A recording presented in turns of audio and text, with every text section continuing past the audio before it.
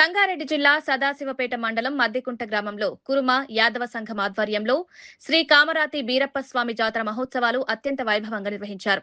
జాతరలో భాగంగా సోమవారం స్వామివారి కళ్యాణ మహోత్సవం బలిచల్లుట కార్యక్రమం భక్తి శ్రద్ధలతో జరిగింది.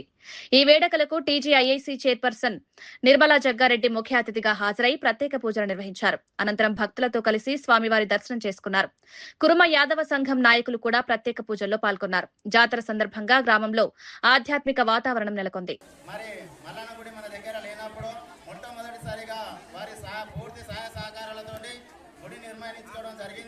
గుడి నిర్మించుకున్న తర్వాత జాతర పెట్టుకున్నాం సార్ అని చెప్తే వెంటనే స్పందించి ఖచ్చితంగా ఎంత కావాలని అంటే సార్ మీ ఇష్టం అని చెప్తే 1 లక్ష పంపిస్తా అంటే సరే ఓకే సార్ అన్నాం.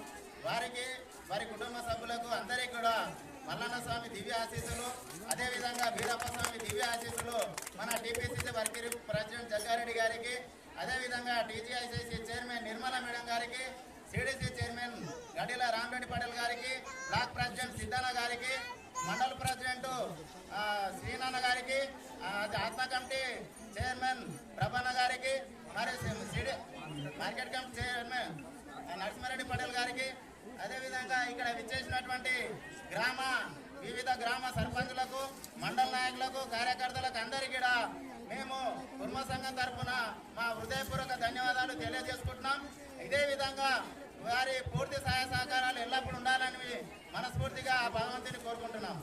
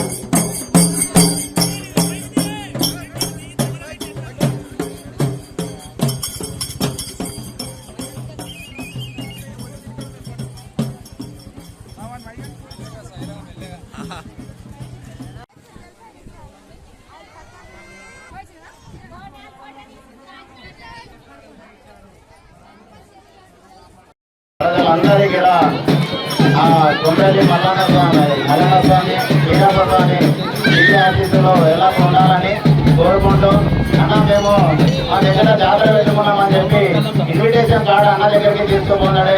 అన్న ఏమైనా సహకారం చేయాలంటే అన్న మీరు చేయాలనుకుంటే అన్నదానం చేయాలంటే వెంటనే ఖచ్చితంగానన్నా అని చెప్పి ఈరోజు పూర్తిగా ఆయన సహాయ సహకారాలతో అన్నదానం Sadasivpet municipal vice chairman Renuka Shivaranna గారి సహకారంతో జరిగింది.